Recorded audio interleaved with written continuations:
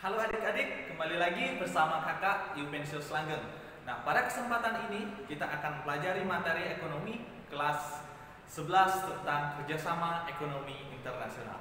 Nah, mungkin kalian sudah pernah dengar tentang yang dimaksud dengan kerjasama ekonomi internasional. Nah, di sini kita akan membahas mengenai pengertiannya, manfaat dan bentuk-bentuknya, gitu ya.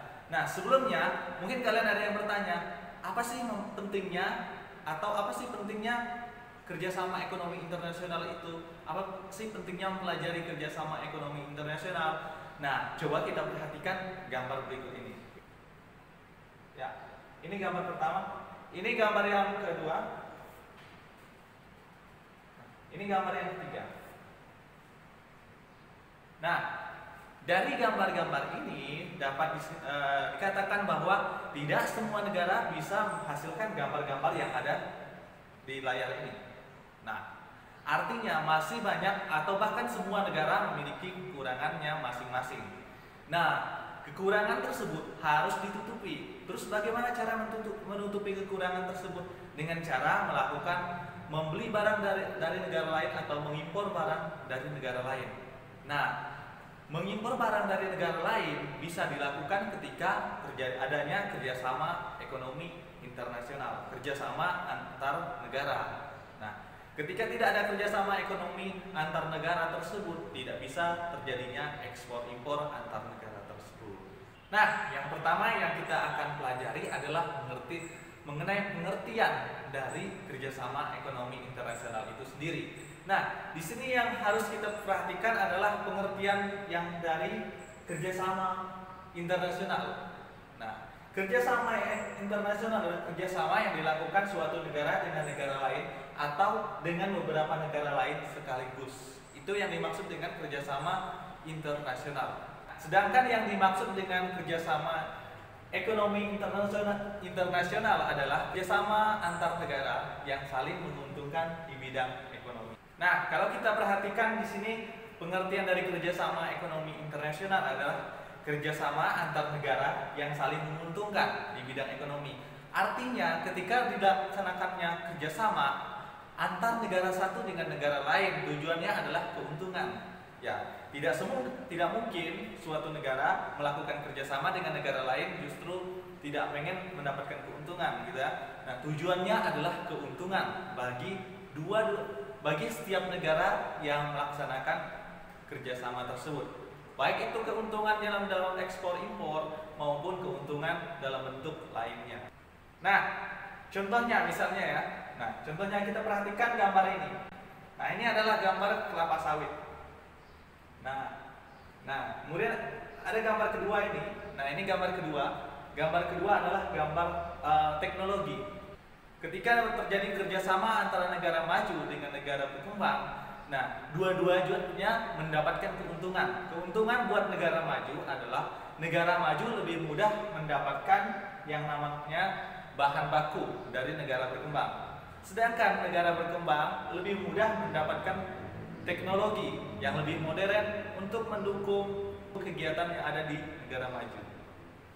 Nah, seandainya tidak ada kerjasama yang dilaksanakan negara maju dan negara berkembang tersebut, kemungkinan besar kesulitan yang terjadi antar dua negara tersebut pun akan terjadi. Ya.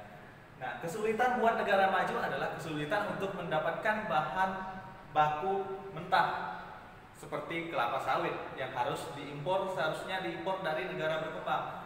Kemudian sedangkan buat negara berkembang kesulitannya adalah untuk mendapatkan teknologi dari negara maju, mereka sulit. Akhirnya mereka ketinggalan teknologi yang terus-menerus. Nah, ketika melaksanakan kerjasama ekonomi internasional, Indonesia lebih memilih politik bebas aktif. Nah, politik bebas aktif di sini adalah Indonesia bebas melakukan kerjasama dengan negara manapun, tanpa paksaan, tanpa tuntutan. Nah, sedangkan aktif adalah aktif dalam menjaga perdamaian dunia. Contohnya aktif di bidang PBB. Nah, sejatinya dalam perdagangan internasional, dalam hubungan internasional ini, dalam kerjasama ekonomi internasional, yang biasa terjadi adalah ketiga hal tersebut.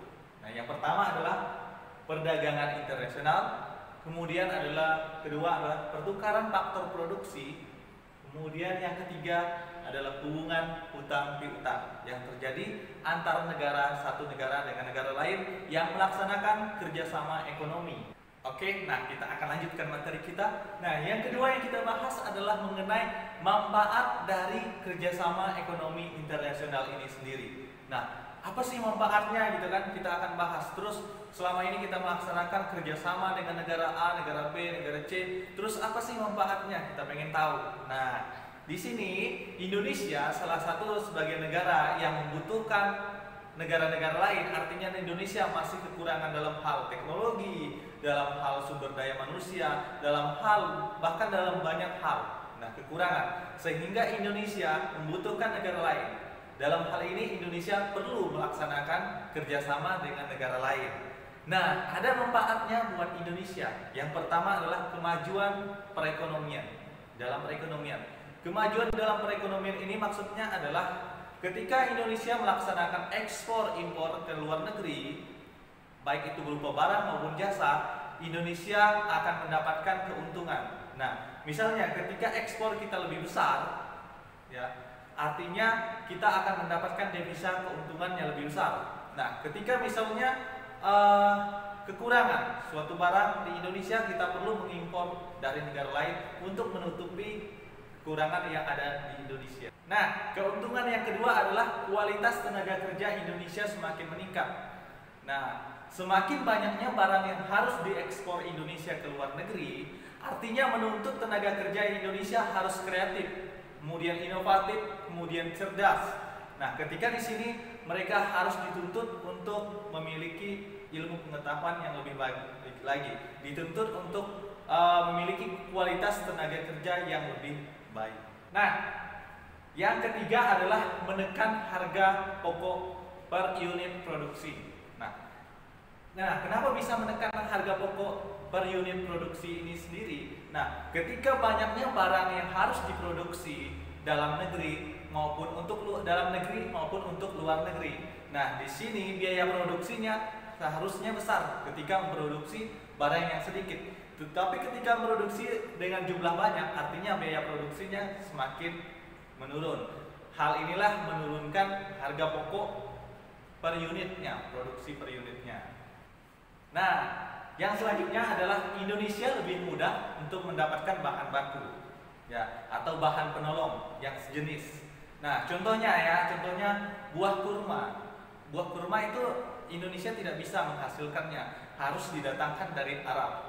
Artinya kalau misalnya Indonesia membuat suatu produk yang dihasilkan, yang dibuat, yang diolah dari buah kurma, berarti bahan bakunya harus diimpor dari Arab, dari luar negeri. Itu artinya kita harus melaksanakan kerjasama ekonomi dengan negara tersebut. Nah, yang kelima manfaatnya adalah membuka lapangan kerja baru.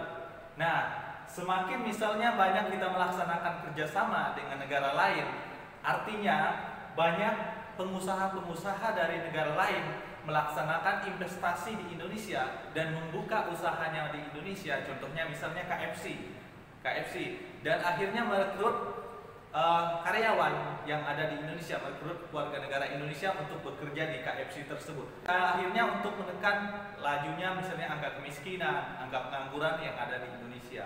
Nah, yang ketujuh adalah Indonesia berkesempatan untuk menimba ilmu pengetahuan dan teknologi dari negara maju.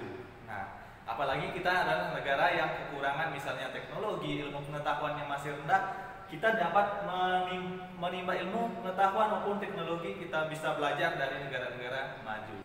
Nah, yang ke-8 adalah negara bisa mengimpor barang-barang yang mahal jika diproduksi sendiri, diproduksi dalam negeri. Kenapa mahal diproduksi dalam negeri? Karena misalnya biaya produksinya lebih mahal. Contohnya teknologi yang untuk menghasilkan barang tersebut lebih mahal. Kemudian biaya bahan bakunya lebih mahal. Sehingga Indonesia perlu mengimpor barang yang dari luar negeri yang kita tidak miliki barang tersebut. Nah, yang selanjutnya adalah dapat memperkuat daya tawar dan posisi Indonesia di mata dunia atau di dunia internasional. Nah, di sini ketika kita melaksanakan kerjasama dengan semakin banyak negara, artinya negara kita semakin bagus posisinya dalam perekonomian. Nah, kenapa? Karena ketika ada masalah dalam negara kita, dapat dibantu oleh negara yang melaksanakan kerjasama dengan negara kita.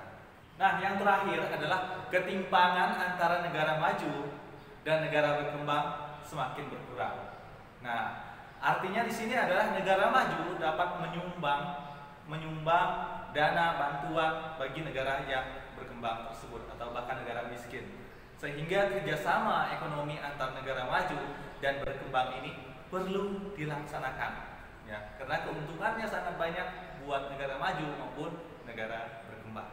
Oke, nah itu pembahasan kita mengenai manfaat dari kerjasama ekonomi internasional. Nah, sekarang kita akan membahas mengenai bentuk-bentuk dari kerjasama ekonomi internasional itu sendiri.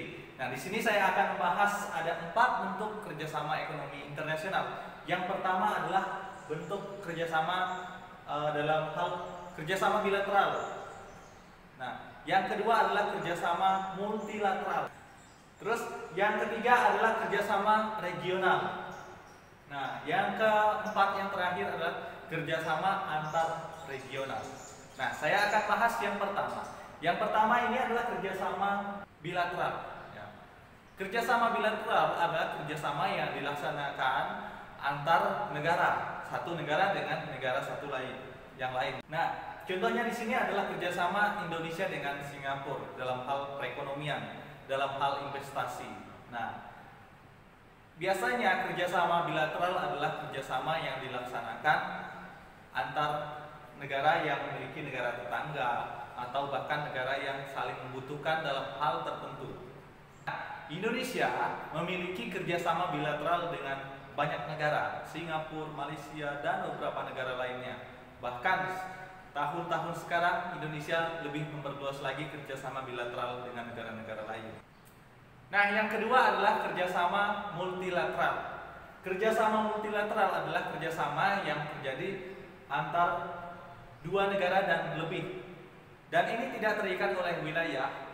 Artinya ini adalah kerjasama yang dilaksanakan oleh internasional. Nah, contohnya di sini ada ILO dan IMF.